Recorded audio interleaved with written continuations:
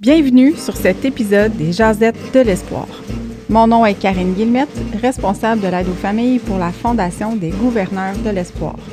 Ce podcast a pour but de vous présenter des gens extraordinaires qui s'impliquent avec la Fondation, que ce soit à titre de bénévoles, de donateurs, mais surtout de vous présenter ces merveilleuses familles touchées par la maladie de leur enfant. À travers ce podcast, nous voulons mettre en valeur leurs histoires et vous partager l'impact que notre organisme a dans la vie des familles que nous soutenons. Au nom de la Fondation des gouverneurs de l'Espoir, je vous souhaite une bonne écoute.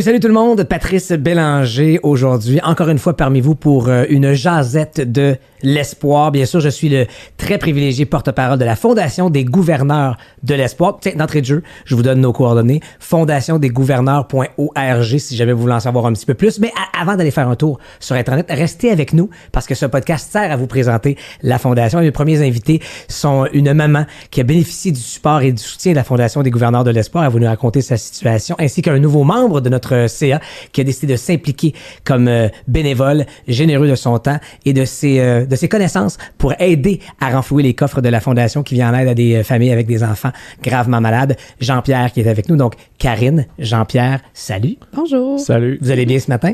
Ça va très bien. Très bien, merci. Je dis ce matin parce que c'est le moment où on tourne, mais en même temps, vous pouvez regarder ça à tout moment, là, bon matin, bon midi ou bonsoir. C'est ça le moment où vous vous installez pour nous regarder. Donc, si tu veux bien, Jean-Pierre, la galanterie s'impose. On va y aller avec Madame en premier. Donc, Karine, j'aimerais que tu me racontes un peu ton parcours, comment la Fondation est arrivée dans ta vie, mais surtout, qu'est-ce qui a provoqué l'arrivée de cette Fondation-là avec ton histoire de la maman du petit Noah. Oui, ben c'est ça. Moi, j'ai mon petit Noah qui est décédé il y a 1 an d'un cancer qui s'appelle gliome infiltrant du tronc cérébral. C'est un cancer au niveau du cerveau qui ne s'opère pas puis qui est très agressif. Donc, quand on se fait annoncer ça, ben ils nous disent que c'est à peu près 6 à 9 mois. Aïe, aïe, aïe. Mais qu'on n'a aucune idée comment ça va se passer. Ça peut être très rapide comme plus long. Donc, c'est ça. À partir de ce moment-là, ben, il y a la radiothérapie qui commence, mais aussi plein d'incertitudes, des hauts, des bas, des montagnes russes, finalement. Fait que c'est ça. Ben là, à partir de ce moment-là, ils nous proposent différentes options pour nous supporter, dont la Fondation des gouverneurs de l'Espoir. Donc, toi, avant ton aventure avec Noah, tu ne connaissais pas la Fondation des gouverneurs de l'Espoir? Non. Et comment est-ce qu'elle est venue te supporter et t'appuyer dans cette histoire-là? Ben, la Fondation offre des cartes cadeaux, en fait, mensuellement.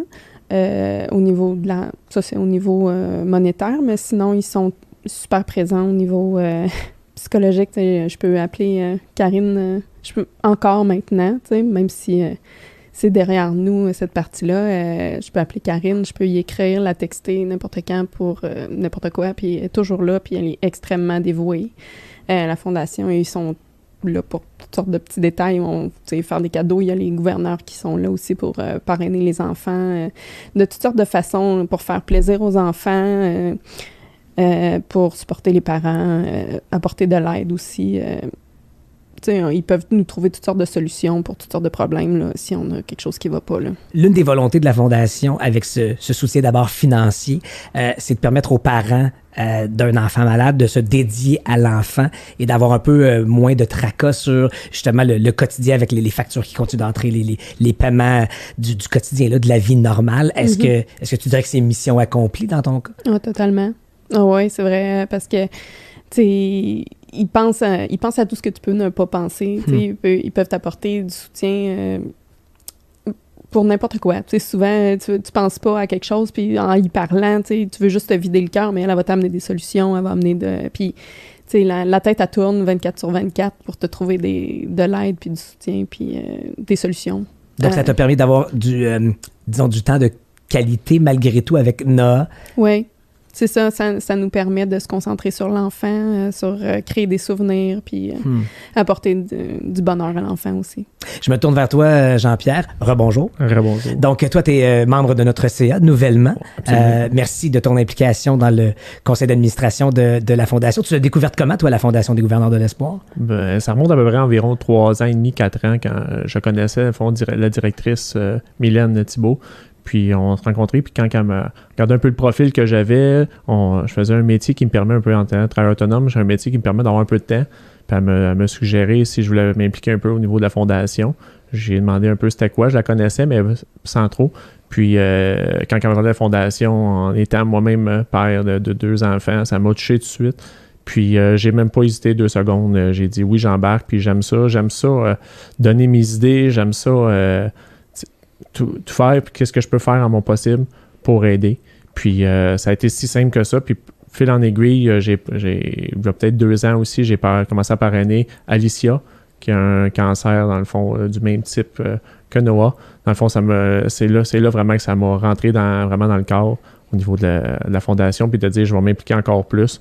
Puis il y a un poste d'administrateur au niveau du CA, puis il y a un super beau CA qui est là. Puis écoute, je ne peux pas dire ça, je ne peux pas dire non plus. Là, écoute, c'est moi qui est chanceux de faire partie de ce CA-là et de la Fondation. Parce que précisons que le parrainage dont tu parles, c'est une nouveauté depuis maintenant une 2e année dans laquelle on est présentement, c'est-à-dire des gouverneurs de l'espoir qui sont associés à des familles, et il y a un partenariat d'abord financier, bien sûr, j'en fais partie, là, on s'engage à amasser un certain montant d'argent pour renflouer les coffres de la Fondation pour aider toutes ces familles qui en ont bien besoin, mais aussi un aspect très, très humain qui vient avec ça. Qu'est-ce que ça t'a apporté, toi, cette proximité-là avec la famille et la petite Alicia? Ça m'a apporté énormément beaucoup. Alicia, il y a aussi son frère Mathis. C'est de comprendre tout comment que la famille peut vivre dans ces moments très difficiles. Puis c'est d'avoir le contact. On est chanceux dans la Fondation de pouvoir avoir le contact avec les familles. Ça, c'est quand même le fun. L'année dernière, on a pu faire un réveillon de Noël avec la petite Alicia. On a ramassé des partenaires, beaucoup de cadeaux. Puis, nous, dans le fond, c'est juste le temps qu'on offre. Là. On a eu des partenaires en or qui ont emmené soutien financier, soutien des cadeaux, beaucoup. Puis nous, on fait juste les portages. Je dis nous parce que j'ai ma collègue Mélanie, dans le fond, qui n'est pas ici aujourd'hui, mais on est ensemble, dans le fond, dans la campagne de financement.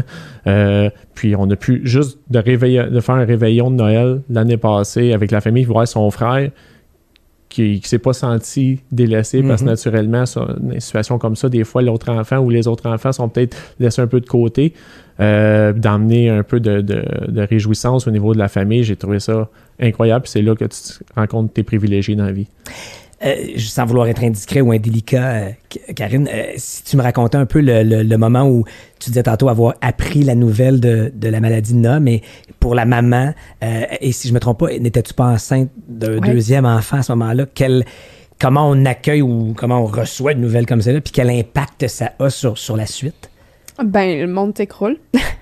C'est pas évident, là.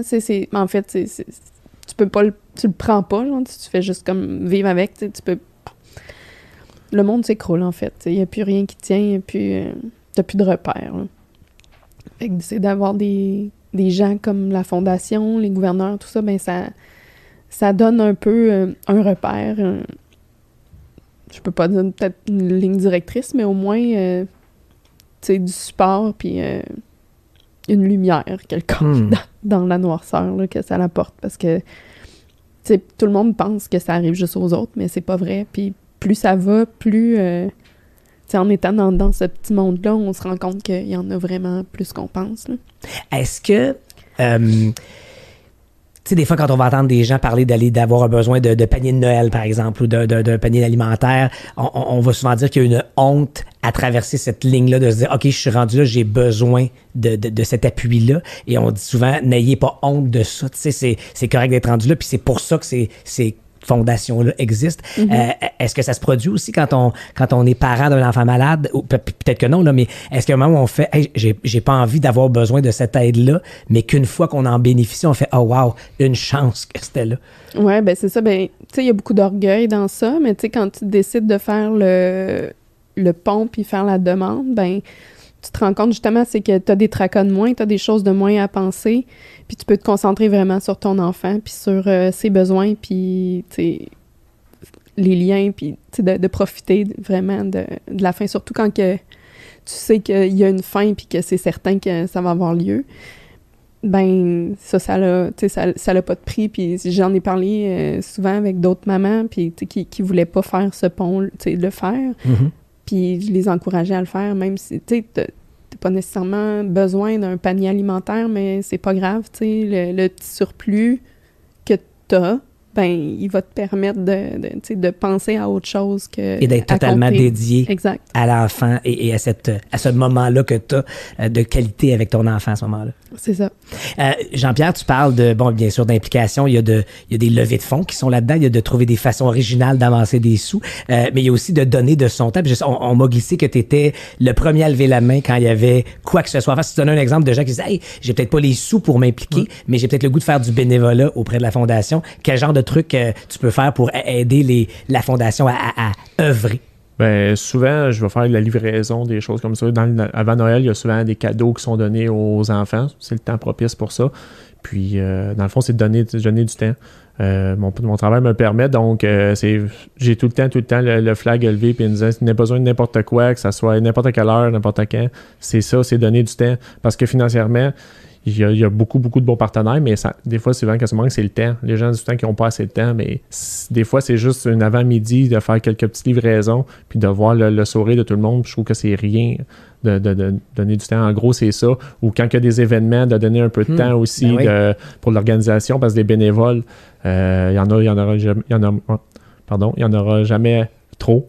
Donc, c'est vraiment, vraiment une question de prendre le temps. Moi, je dis souvent aux gens, les gens qui disent qu'ils n'ont pas de temps, des fois, pour l'avoir vécu, de voir les familles comme ça, c'est rien. Les quelques heures qu'on peut prendre de temps en temps pour eux, c'est absolument rien. Vraiment, ça fait 2 fois que tu dis aux gens, avec le métier que j'ai un petit peu de temps, le métier. Quel est ce fameux métier que tu exerces? Je pense que l'écriture sur ton t-shirt est révélatrice. Effectivement, en étant courtier immobilier depuis quelques années, je peux me permettre d'avoir quand même des périodes un peu plus tranquilles, étant donné que présentement que le marché, c'est un marché quand même. Je ne veux pas parler de ça aujourd'hui, le marché, mais même pendant le marché complètement fou qu'on a, je vais le trouver le temps.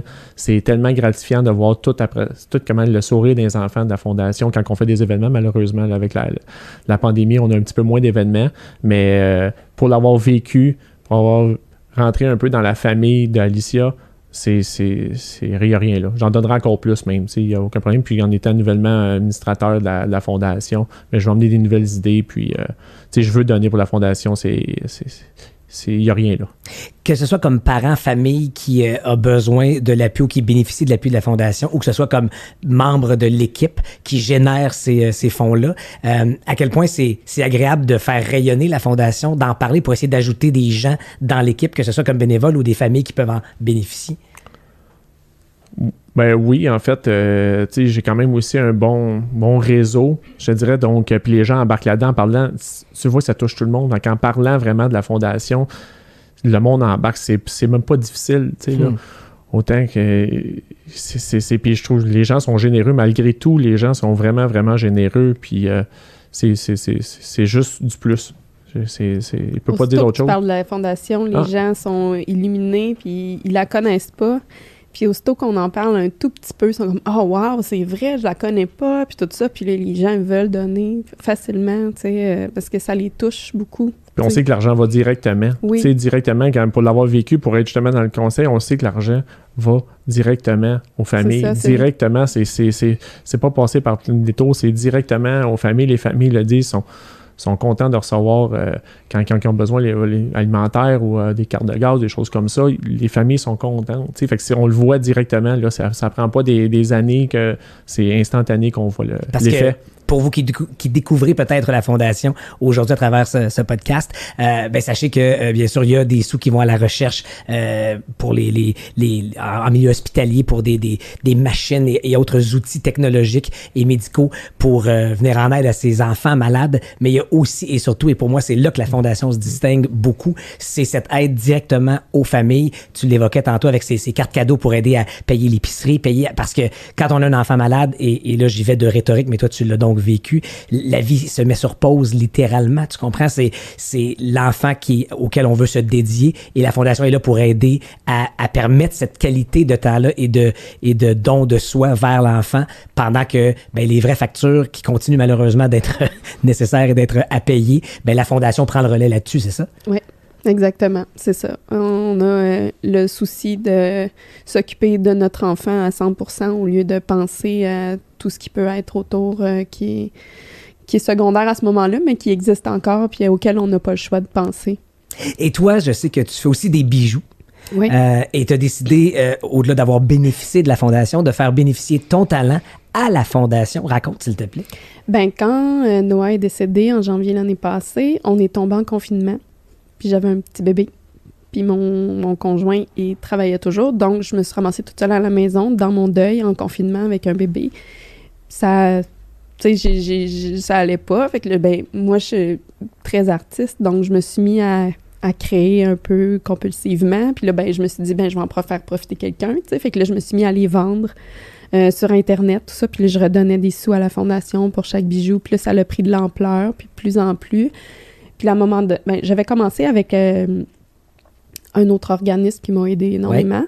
Puis après ça, j'ai décidé de le faire avec la Fondation aussi. Fait que j'avais ramassé mon objectif. Quand j'ai commencé avec la Fondation, en parlant avec Karine, on a développé un projet aussi de faire des bijoux pour les enfants chaque mois à leur image. Fait que avec ces bijoux-là, je donne encore plus. Normalement, avec chaque bijou, je donne $1, mais les bijoux qui sont à l'image de chacun des enfants, c'est $5 qu'on donne à chaque bijou.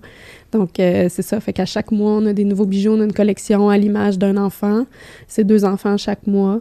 Puis, on fait des petits spéciaux. Là, on a fait la fête des mères. Là, pour la Saint-Valentin, on va en faire un autre aussi. Là, on fait une petite collection. Donc, tu sais, il y a plein de petites choses comme ça là, qui rapprochent aussi au niveau des enfants pour apprendre à les connaître aussi. Et ça fait en sorte qu'aujourd'hui, tu peux annoncer que tu fais un don là en ce moment. Là. Oui. De combien? 3256. Wow! Bravo. Merci.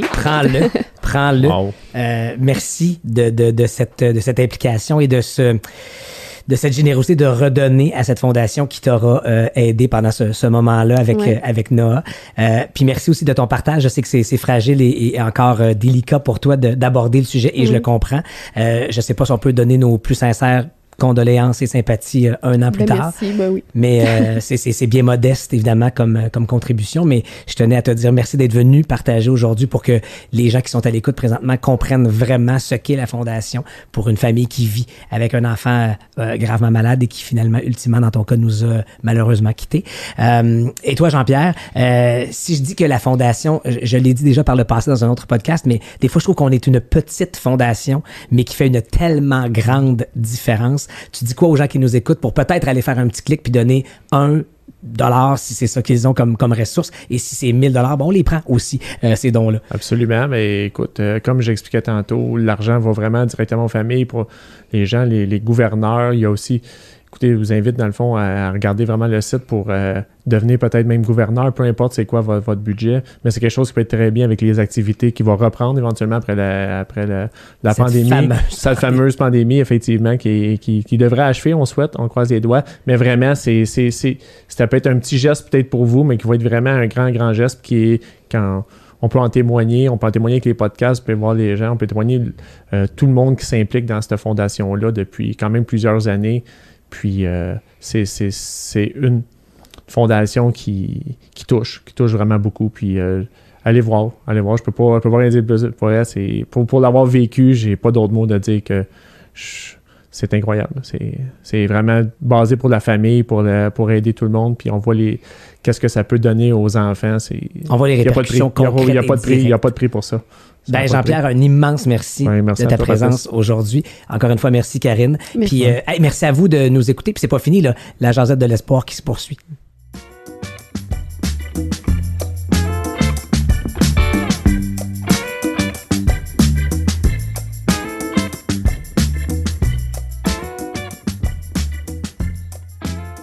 Le but de ces jasettes de l'espoir, c'est de vous faire connaître la Fondation des gouverneurs de l'espoir et ce qu'elle procure comme impact direct auprès des familles qui en bénéficient. Alors, qui de mieux qu'une famille qui en a bénéficié, c'est-à-dire la maman et sa fille, Julie et Olivia Rose. Bonjour. Allô. Très heureux de vous accueillir toutes les deux. Vous êtes resplendissantes de sourire aujourd'hui.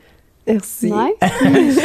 J'ai envie de commencer avec toi, Olivia Rose. T'as 9 ans. Ouais. Et toi, tu as eu une leucémie, c'est bien ça? Ouais. Donc, tu avais 7 ans au moment où ça a été annoncé dans ta vie, c'est bien ça?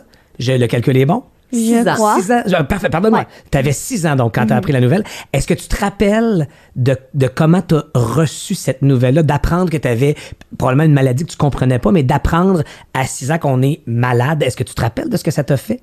Bah, moi, dans le fond, j'avais pas trop compris qu'est-ce que j'avais au début. Donc, moi, j'ai compris que j'avais une sorte de cancer, une maladie.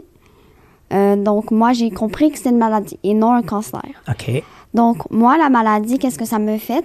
C'est que j'ai jamais su me plaindre durant ce parcours. Mais au début, j'ai pas capoté. J'ai juste resté calme, mais Pour vrai, wow! j'ai quand même un peu paniqué, mais pas au point de crier. C'est bon.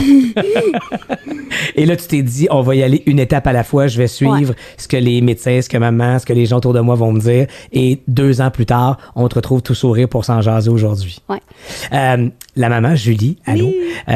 C'est comment, quand la vie va bien, de voir sa fille et comme maman, d'accueillir ce diagnostic-là, quand un médecin nous annonce ça, comment on reçoit ça?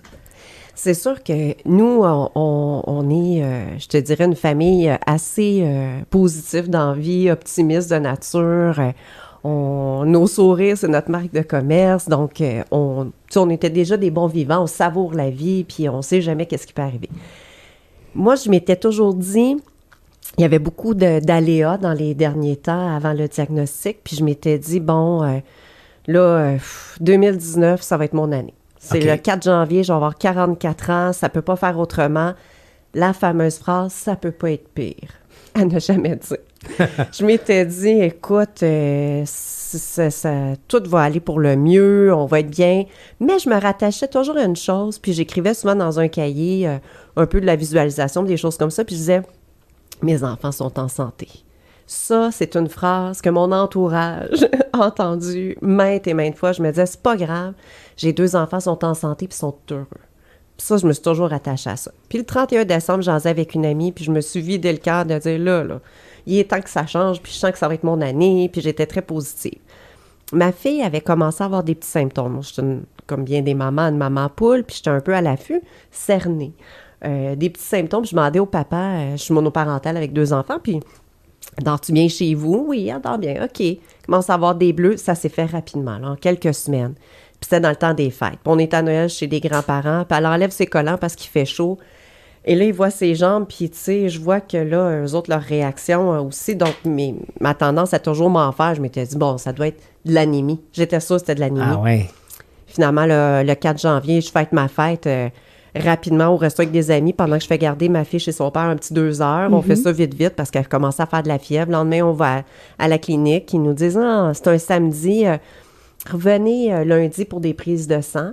Mais pour être sûr, revenez demain. On prendra pas de chance, juste voir son état. On est retourné le lendemain, puis celui du lendemain nous a dit le dimanche, non, on prend des prises de sang tout de suite. Ah ouais. On est retourné à la maison. Je me souviens, on est dans le bain, ma fille et moi. Son papa nous appelle, il dit, Julie, on se rend à Sainte-Justine d'urgence, on vient d'avoir les résultats. Ils veulent pas nous en dire plus.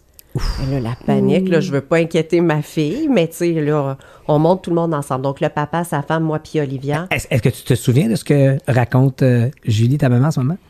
Je la semblais pas trop paniquée parce que je sais qu'elle voulait pas me le dire OK. tout de suite pour pas que moi je sois paniquée. Craintive ou préoccupée, Ouais, là? genre que je panique en fait. Ouais, tout à fait. J'avais une petite fille déjà anxieuse de nature. OK. Tu sais, puis la pomme n'est pas tombée loin de l'arbre. Fait que je me suis dit, moi, je veux pas transmettre ça à ma fille. Fait que elle se réfère toujours à moi. Fait que quand ça va mal, si maman sourit, tout va bien. Parfait. Fait que j'ai dit, bon, on monte à Sainte-Justine, on va faire des petits tests. En laissant te garder un petit sourire un peu fake à ce moment-là, oui, parce que tu dans moi, le devines cœur que... me débat, tu sais, c'est une tempête, tu sais, puis en dehors, c'est comme, on va aller voir. Fait qu'on se rend à Sainte-Justine, et ils nous attendent, là. Ils nous prennent dans une pièce, on est les 4, puis j'entends le mot leucémie. Puis là, le papa, il me dit tout de suite, Julie, ils vont par étapes. Fait qu'ils vont éliminer les pires scénarios pour en arriver à de l'anémie. On va lui donner plus de vitamines. Ma fille est tellement difficile alimentairement que c'était clair que c'était ça. Mais là, dans 2h30, les spécialistes, nous, on ne bougeait plus de là. C'est une chambre spéciale pour pas que les microbes rentrent quand la porte ouvre. Les spécialistes sont venus, ça n'a pas été long. Il est revenu, puis il nous a dit ça tout bonnement. Alors, on vous annonce que le diagnostic qu'on préconisait, c'est bel et bien ça. Votre fille a une leucémie. Et là, c'est spécial parce qu'elle est fatiguée. Elle est rendue 9 h le soir à peu près. Elle est dans son lit, puis elle s'endort, là.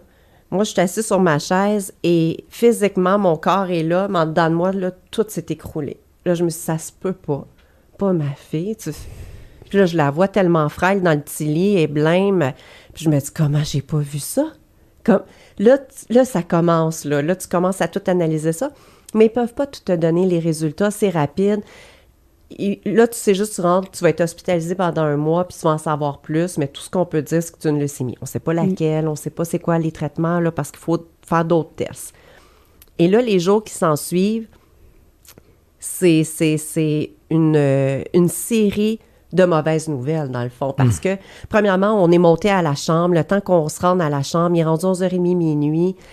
Les infirmières arrivent toutes. Elle se fait brancher de partout. Là, tu vois ta petite puce là, de 6 ans, blême, qui est pleine de bleu, puis tout, puis qui est fiévreuse, que là, c'est non seulement une leucémie, mais on est arrivé quand même in extremis, là. Ah ouais. Fait que tu te dis, mais ça se peut pas. Puis après, ils nous ont rassuré, tu sais, madame, ça se développe pendant 4 semaines. Tu sais, c'est tellement rapide que faut que tu peux pas savoir à l'avance, là, comme ça, là. Puis de toute façon, en tant que parent, même si tu imagines souvent le pire, ce pire-là, tu dis, mais pas ça.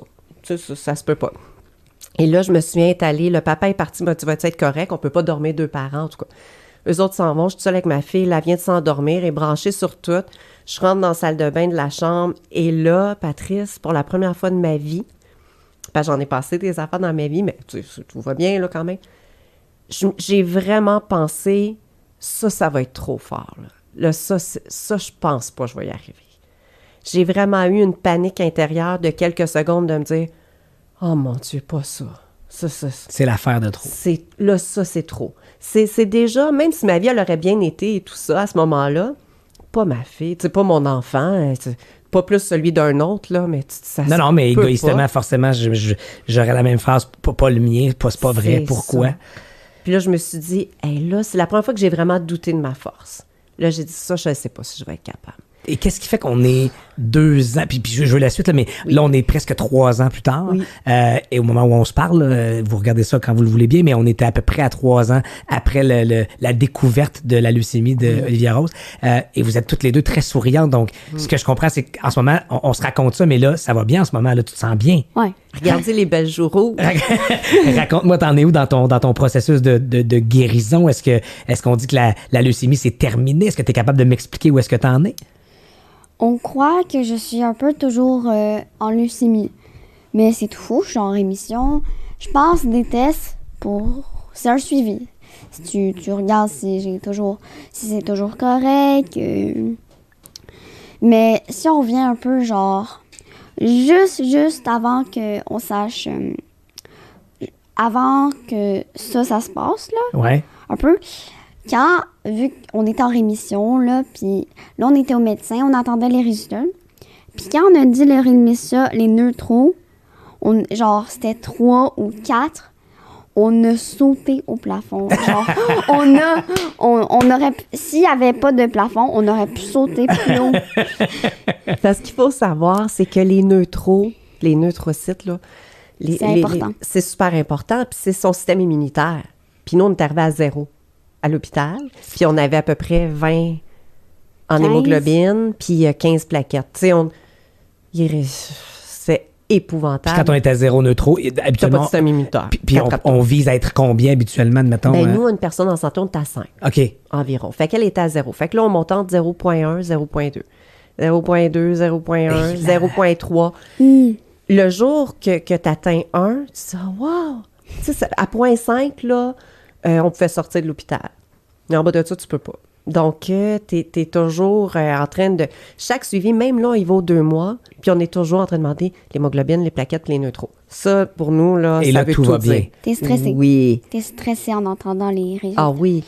T'es encore stressé quand tu vas chercher ces résultats-là? Non, là, moins. parce que je suis en rémission, je m'inquiète pas. Mais quand on était, genre, au début, là, on s'inquiétait. Tu partais puis tu disais, ça va bien aller, Stressé, maman. stressé. On garde les doigts croisés Ouais. puis on veut des bons chiffres. Est-ce que tu te souviens de ce que ça représentait pour toi d'être à l'hôpital pendant ces mois-là pour combattre la maladie? Bah, c'était bizarre parce que je pouvais pas marcher parce que je devais toujours rester dans un lit. Mais à un moment donné, on a pu sortir de la chambre. Fait que là, il y avait des genres de mini-jeux dans une genre de salle. C'était pas fermé, mais c'était comme une salle. Puis là, il y avait plein de trucs que tu devais être assis, puis c'est comme des petites voitures, là. OK. Des big wheels. Ouais, fait que là, c'était bizarre parce que... Fait que là, c'était plus facile pour les enfants, vu que là, c'est comme tu réapprends à marcher. OK. Il fallait que tu réapprennes à marcher? Non, mais un peu. Non, c'est que, C'est en bizarre. fait, pour expliquer, là, c'est que le premier mois, elle était dans sa chambre, puis elle prenait un médicament qui est du Décadron. Puis le Décadron, ça rend on l'a su après ce mois-là pour qu'est-ce qu'elle vivait, mais ça rend en profonde dépression. Oh! Et c'est un médicament qui, par la suite, pendant 2 ans et 3 mois, dans notre cas, qu'elle a dû prendre à toutes les 3 semaines pendant 5 jours. Et qui provoque toujours à chaque fois une dépression. Oui, ça peut soit rendre agressif ou dépressif. Olivia, c'était une dépression. La phrase qu'elle me sortait tout le temps, c'est « la vie est cruelle ».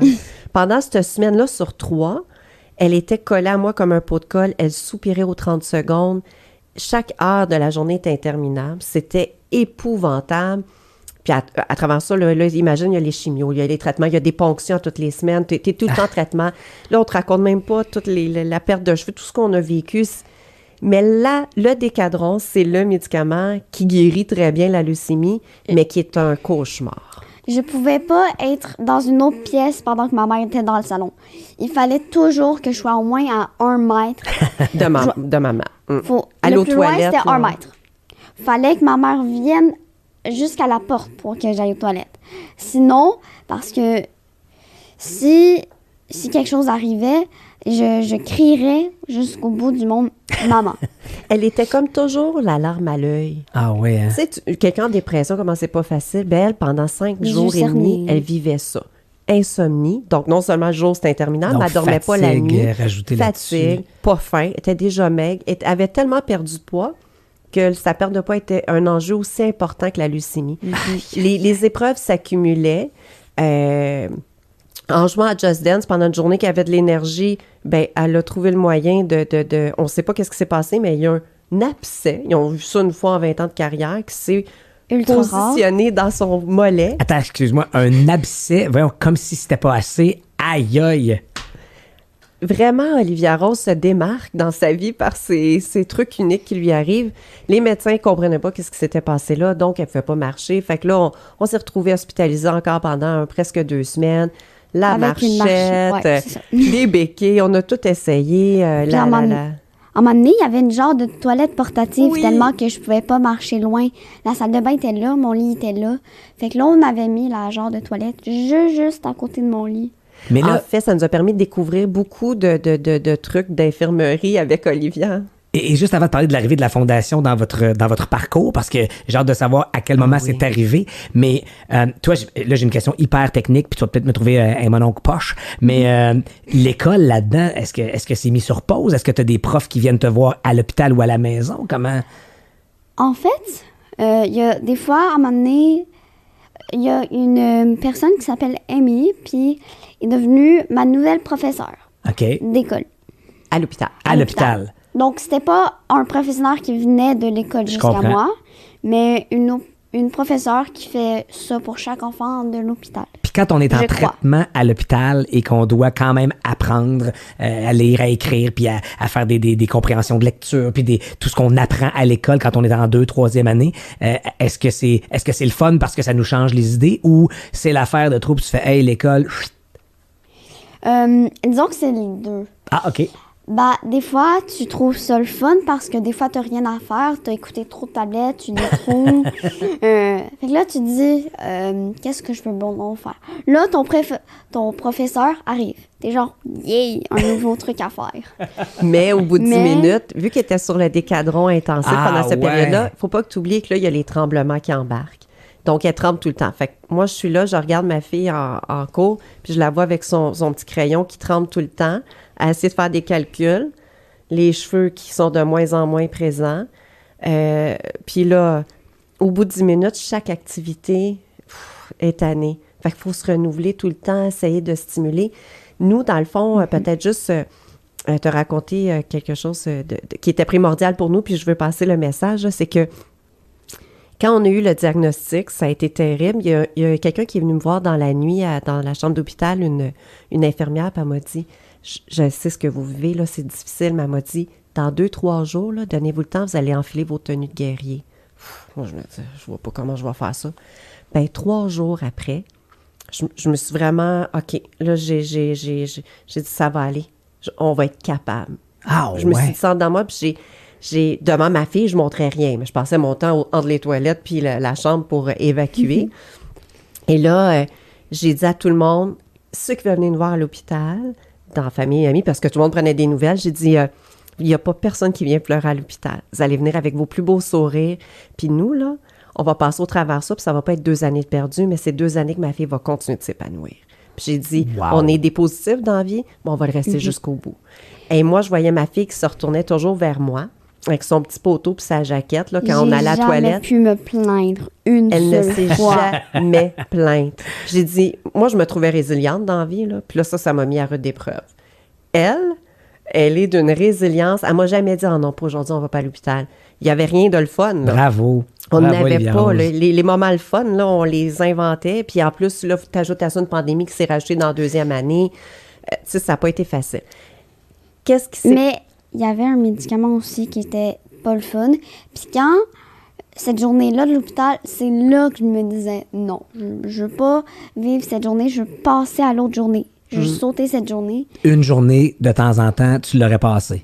Ouais, Ben, parce t'es forte que, parce que moi, avec ce que vous racontez, je n'aurais passé pas mal plus qu'une à l'occasion comme ça. Là. parce que moi, c'était un médicament qui goûtait fort. Mais il y a des médecins qui l'ont goûté, puis ils ont voulu vomir. Ils nous l'ont fait goûter parce qu'à un moment donné, on dit, vous pouvez goûter sur le bout de la langue. Puis là, à un moment donné, j'ai dit, oh mon Dieu, comment tu fais? Mais ça, c'est des médicaments qu'ils prennent à tous les jours. C'est- C'est des Fait que- piqûres à tous les jours. Puis c'est des soins à tous. C'est tellement impressionnant. Ah, Olivia oui. Rose, t'as tout mon respect et toute mon admiration. Et je veux qu'on arrive à la Fondation des gouverneurs de l'espoir. À quel moment on est arrivé dans le portrait, puis qu'est-ce qu'on vous a apporté comme famille dans cette situation-là? Ça, là, ça a été un bonheur énorme parce que là, mets-toi en position, je suis monoparentale, je pars d'un 4,5, on déménage dans un 3,5, moi puis ma fille. Mon fils est chez son père à ce moment-là. Il faut la protéger aussi des microbes et tout ça. Donc là, on est dans un 3,5, je déménage en février 2020.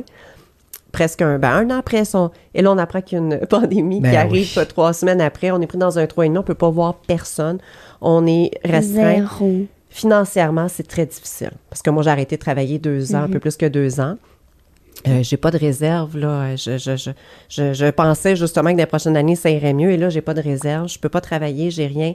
J'ai des prestations qui viennent bientôt à la fin. Et là, t'as le camp qui sont dans notre vie, qui nous ont...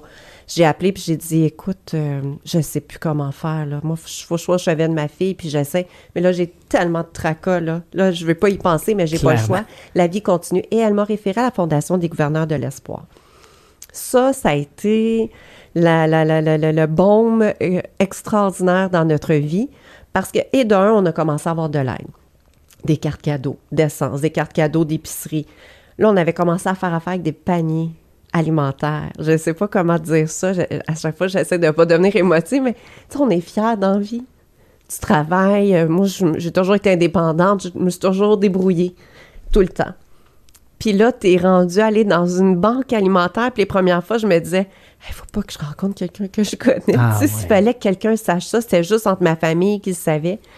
Mais moi, ma fille, je l'emmenais avec moi. Puis je disais, qu'est-ce qu'on va avoir dans nos boîtes? On a des boîtes surprises. Olivia tripait. Puis les bénévoles étaient tellement fins avec elle.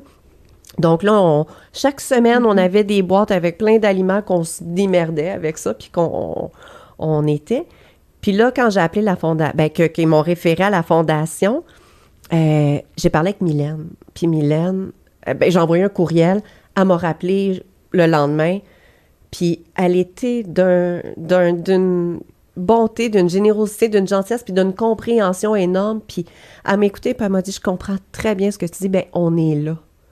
Et là, j'en ai des frissons quand j'en parle, là, j'avais juste besoin de me faire dire ça. On va être là, Julie. De plus être seule au combat. J'étais plus seule, là. Tu sais, t'as ta famille, mais ils peuvent te donner du temps, mais, tu sais, je dis, tout le monde a sa vie, puis ses choses, là, tu sais, j'avais 45 ans, là, j'étais rendue à 45 ans, bref.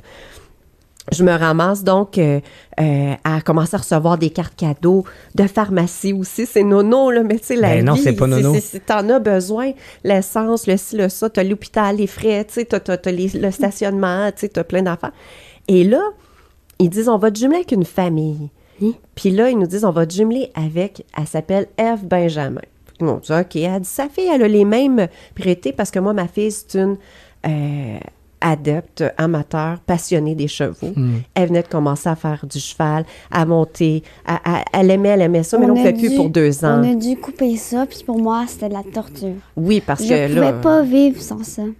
Tu veux dire que ça avait commencé avant la pandémie? Ouais. Avant la leucémie. Avant la leucémie. Avait passé là, plusieurs saisons. Là, À faire de l'équitation. Oui, à apprendre à monter les chevaux, gagner la confiance du cheval et tout ça, bref.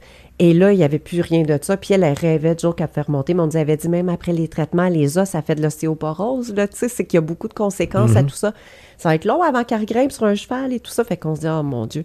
Et là, Ève Benjamin nous dit, moi, j'ai une petite fille qui est un peu plus vieille qu'Olivia, qui aime lire comme ta fille. On a des chevaux, on a des poneys. Wow. On a une ferme. Olivia raffole des fermes. Alors, c'était le paradis. Le paradis. On pouvait juste se parler parce qu'on était en pandémie, mais on s'est fait un FaceTime, on s'est mis à discuter avec Ève et on a découvert une femme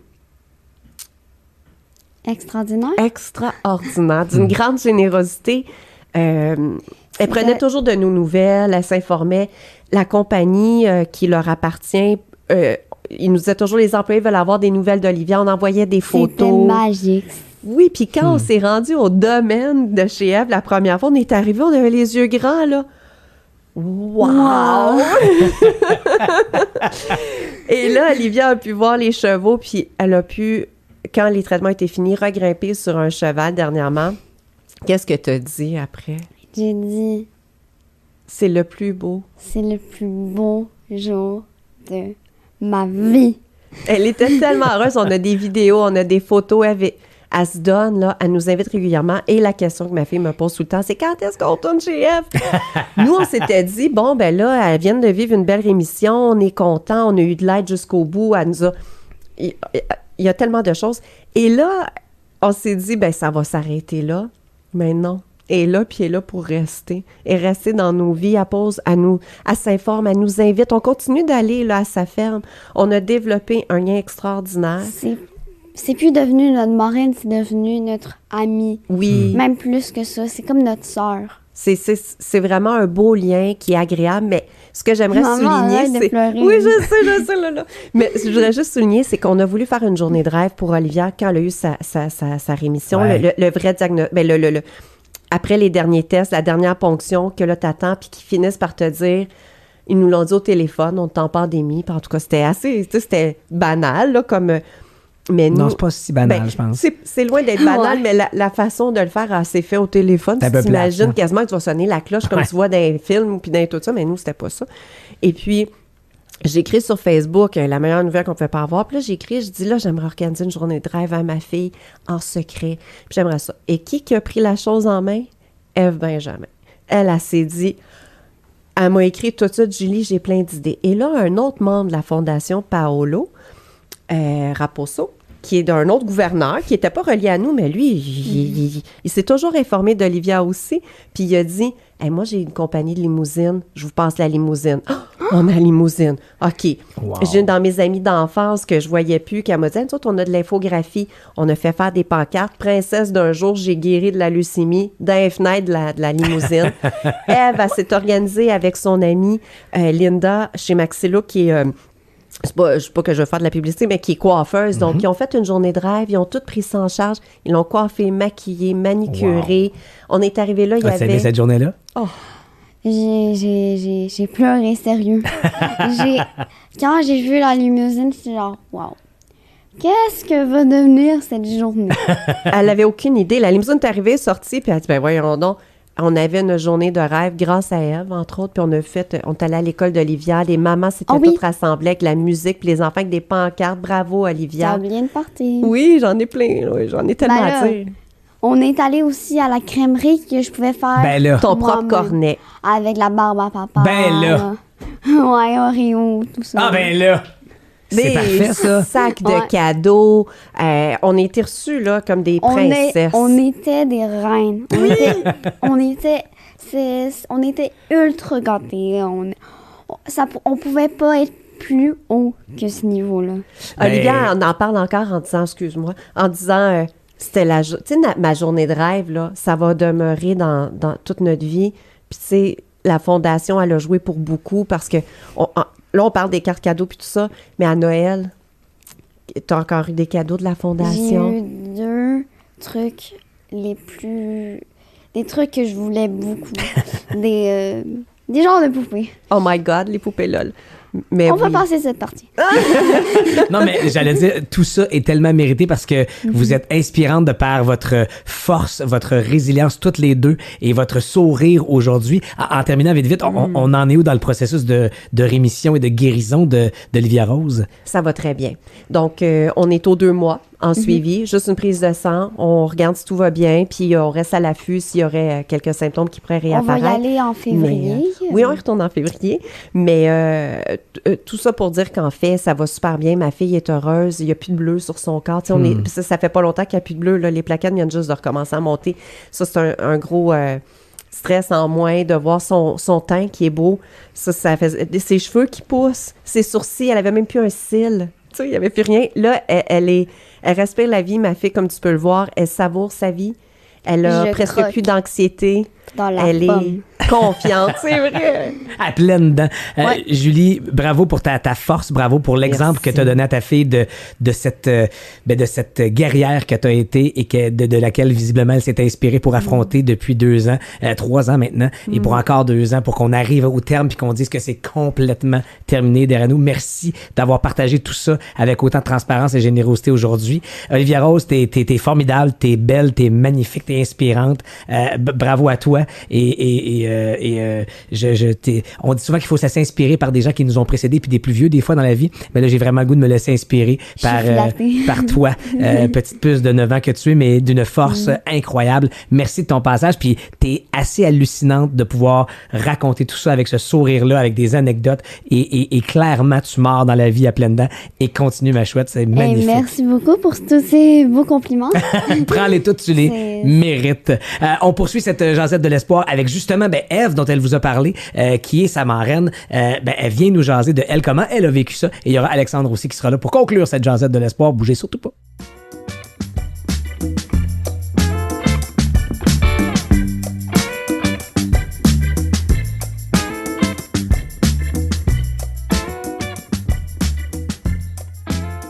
Pour compléter cette jasette de l'espoir aujourd'hui, on est la Fondation des gouverneurs de l'espoir. Pourquoi ne pas recevoir et jaser avec 2 gouverneurs pour expliquer ce que c'est que d'être gouverneur et partager le vécu que ça apporte, que de faire sa part de façon différente pour aider la Fondation à renflouer ses coffres. Donc, j'ai à mes côtés Alexandre Benjamin, ainsi Alexandre Gauvin et Ève Benjamin. Je vous ai rebaptisé. Allô, vous deux? Bonjour, Patrice.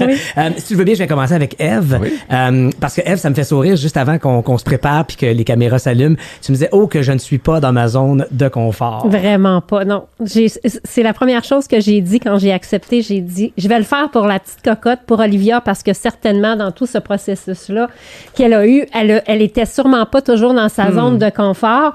Et habituellement, en tant que propriétaire d'entreprise, moi et mon conjoint, je délègue ces petits podcasts-là et ces entrevues-là. Non, c'est pas ma zone de confort, mais écoute, on se lance dedans, puis on va jusqu'au bout. Ben merci de le faire. Merci. Et tu parles d'Olivia Rose qu'on vient tout juste de rencontrer. Oui. Pour les gens qui sont dans le podcast depuis le début, c'est la spectaculaire Olivia Rose que vous venez tout juste de voir avant que je m'entretienne avec Alexandre et Ève. Mais si on recule dans le temps, là, Ève, Oui. qu'est-ce qui fait que tu es ici aujourd'hui comme gouverneur et que tu t'impliques auprès de la Fondation des gouverneurs de l'espoir jusqu'à arborer Tipou sur ton... Oui, j'aborde Tipou. C'est pas venu... c'est récent, je te dirais, ça fait à peu près 1 an. C'est surtout avant qu'ils décident, les gouverneurs, en temps de COVID, de mettre ensemble des enfants qui sont en difficulté médicale avec des gens qui veulent les parrainer. Juste avant ça, j'avais décidé de faire partie des gouverneurs de l'espoir. Parce que... J'ai 2 amis, pour pas les nommer, Marison et Stéphanie, qui font partie de cette fondation-là. Ils m'en parlaient, ils essayaient de me convaincre. Puis Mylène, quand elle m'a approchée pour ça, c'est venue me rejoindre. Je vous dirais qu'au début, j'ai pas embarqué là-dedans en disant OK, cool, il a fallu que je réfléchisse, qu'elle m'amène des arguments. Encore une fois, ça me sortait de ma zone de confort parce que je le sais que moi, quand je m'investis dans quelque chose, c'est pas à 75 %, c'est à 150 %. On s'attache aux gens. Et puis, j'espérais tomber sur une bonne nouvelle. Tu sais, si on peut le dire comme ça, Olivia Rose a eu des moments de montagne russe. Je dis toujours qu'elle et sa mère, c'est des guerrières. Mais malgré tout ça, ça finit et ça continue d'être en beauté parce qu'elle est en rémission, la belle cocotte. Donc, c'était un peu ce qui m'inquiétait dans le processus de parrainer puis d'être là, parce que c'est beau de parrainer, apporter des sous, mais pour moi, c'est important aussi, autant financièrement que être là aussi humainement pour les accompagner, puis qu'ils sachent que, tu sais, mon téléphone est toujours ouvert, puis qu'ils peuvent m'appeler. Je suis toujours là pour eux autres. Ton conjoint et toi, vous êtes propriétaire donc d'une entreprise de transport. Oui. Et qu'est-ce qui fait? Parce que j'imagine que lorsqu'on est entrepreneur, évidemment, il y a plein de situations et de fondations qui font appel à nos sous, à nos services, à notre temps. Avec raison, toutes les fondations ont d'autant plus, avec ce qui se passe depuis 22, 24, 26 mois, la pandémie, besoin de cet apport-là en temps ou en argent. Qu'est-ce qui fait que toi, ultimement, la fondation t'a convaincu et que tu, j'espère, regrettes pas ton choix de t'être investi? Aucunement, non. Ce qui est venu me chercher, c'est surtout s'il y a une fondation qui s'adresse aux enfants. J'ai 3 enfants. Mes 3 enfants sont en santé. Pour moi, ça, c'est la plus belle richesse au monde. On peut avoir tout ce qu'on veut, mais si nos enfants ou notre famille proche, ils ont des difficultés médicales, c'est sûr que ça vient nous chercher. Puis, originalement, la fondation Les gouverneurs de l'espoir, ça part de quelque chose aussi de ma région, de Saint-Rémy, dans mon coin. Fait que c'est sûr que ça me parlait un petit peu plus de ce côté-là. Je comprends. Ben, merci de ton implication. Évidemment, on va continuer à se jaser, mais je veux aussi laisser la parole à Alexandre qui est là. Allô, Alexandre? Bonjour. Alors, toi, tu es ici comme un peu représentant de l'entreprise Ceresco. Exact, oui.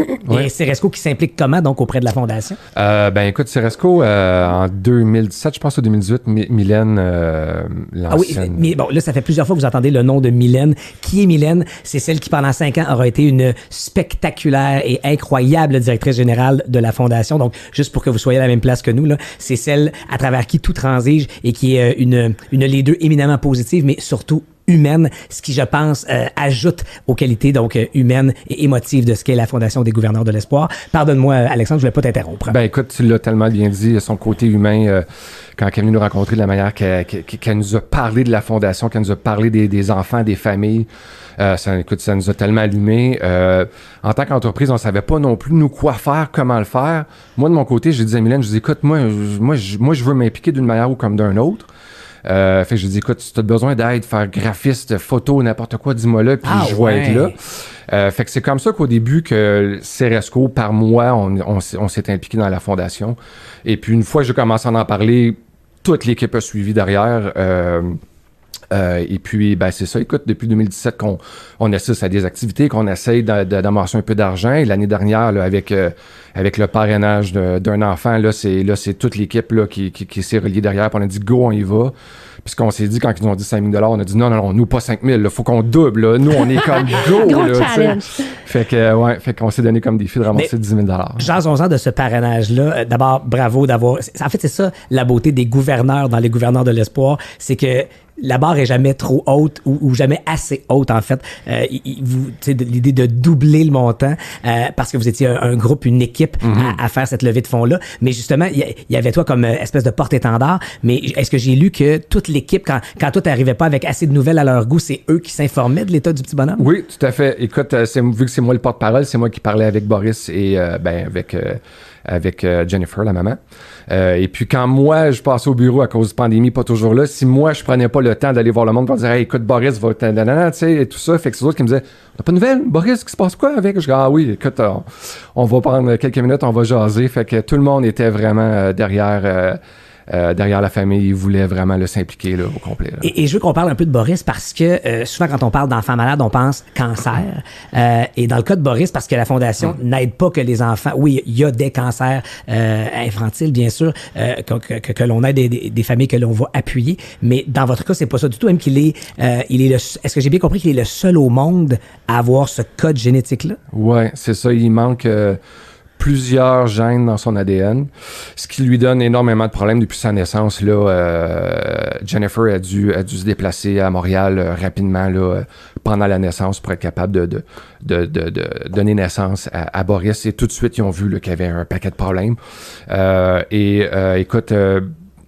Boris vient d'avoir 3 ans, toujours pas capable de parler du tout, pas capable de marcher. J'ai été rencontrer Boris, mais tu sais, il commence à se tenir un peu, encore là avec beaucoup de difficultés, mange toujours pas par lui-même. Fait que oui, c'est ça, c'est un cas unique. C'était connu avant l'accouchement ou dans le fond, est-ce qu'elle est au courant de la situation ou c'est vraiment suite à l'accouchement qu'ils se sont dit? C'est pendant l'accouchement qu'ils ont ça tourne pas bien, il y a quelque chose. Ça, un gros problème. Go, on monte. Je pense la Côte-Nord qu'elle partait, c'est go en avion, on s'en va, fait que c'est quand tu penses de changement de vie, que tu vas te revirer sur un dizaine pour...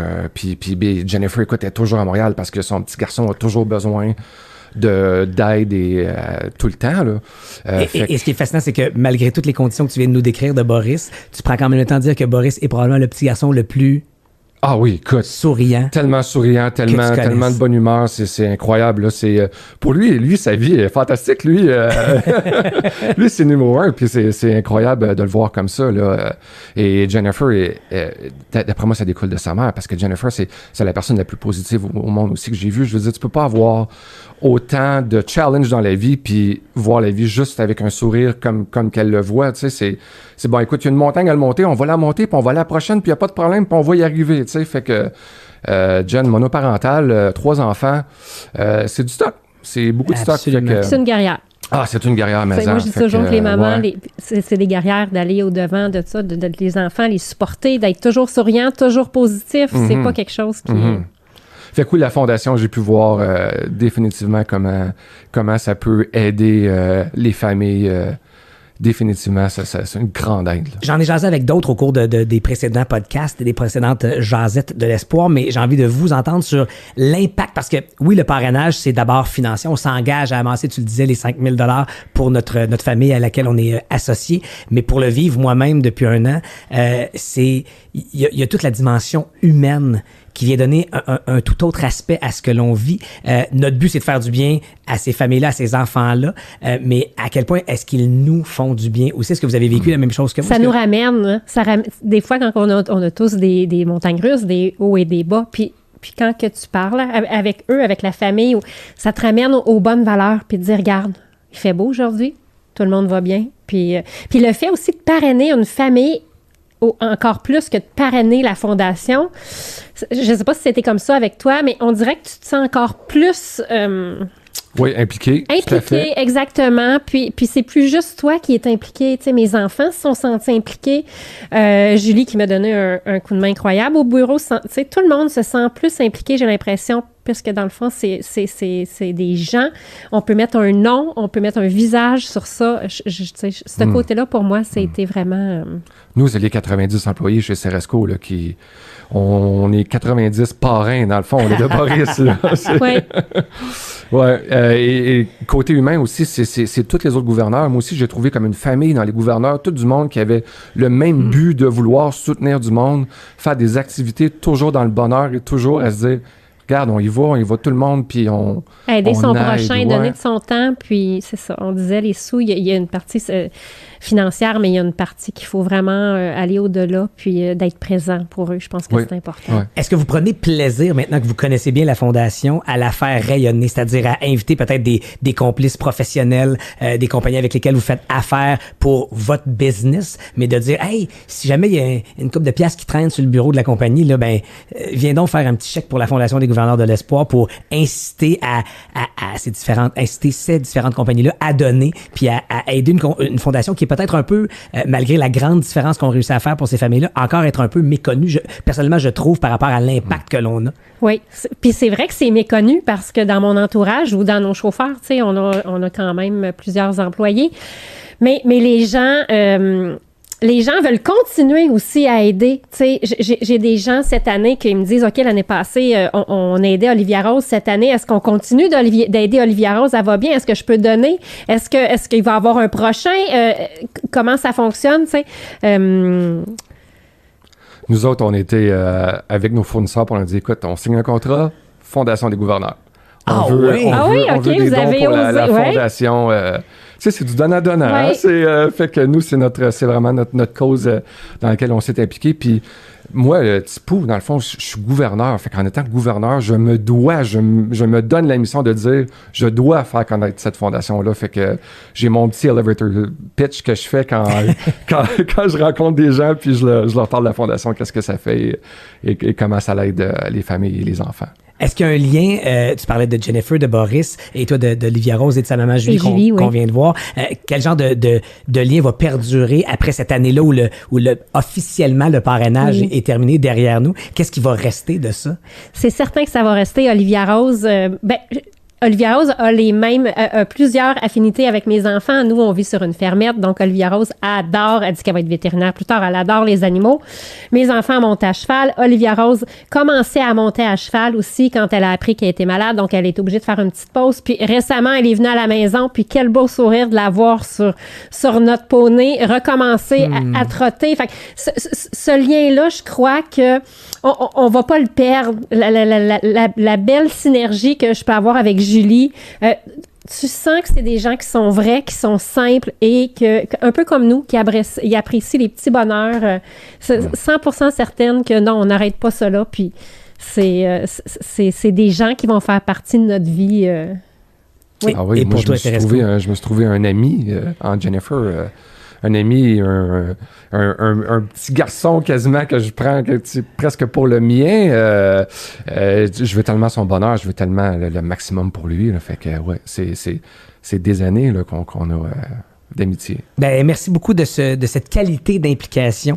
C'est un choix que vous faites, c'est un don de soi que vous donnez en argent, bien sûr, et en collecte de sous, mais aussi en temps et j'ai envie de dire, en souci, dans le sens noble de souci, c'est-à-dire de s'enquérir de l'état de santé, bien sûr, de l'enfant d'abord, mais aussi de la famille autour. Donc, merci à vous deux de vous être impliqués de la sorte et de continuer à le faire, gouverneur que vous êtes de la Fondation des gouverneurs de l'espoir. Merci de passer dans notre brin de jasette aujourd'hui. Merci de nous avoir invités. Et merci à vous de nous avoir regardés et d'avoir passé ces minutes-là en notre compagnie. Encore une fois, je vous rappelle, fondationdesgouverneurs.org. Vous êtes les bienvenus pour avoir plus d'informations sur ce qu'est ou ce que fait la Fondation. Évidemment, l'onglet dons est toujours disponible. Il n'y a aucun petit don, tellement pas. Tous les sous sont les bienvenus. Vous donnez, si vous êtes capable, à la hauteur de ce que vos portefeuilles le permettent. Puis si vous avez la poche creuse, ben allez fouiller jusqu'au fond. On va prendre tous vos dollars ou tout votre petit change pour faire un petit dollar qui peut faire une grande, grande différence dans la vie de ces familles avec des enfants gravement malades.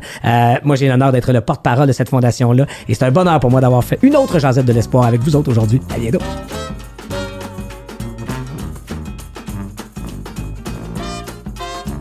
Vous trouverez tous les autres épisodes des Jazettes de l'Espoir en format audio sur les plateformes de podcast Spotify, Apple Podcasts et Google Podcasts, et en format vidéo sur la page Facebook et la chaîne YouTube de la Fondation des gouverneurs de l'Espoir. Merci d'avoir été avec nous. On se retrouve dans une prochaine Jazette.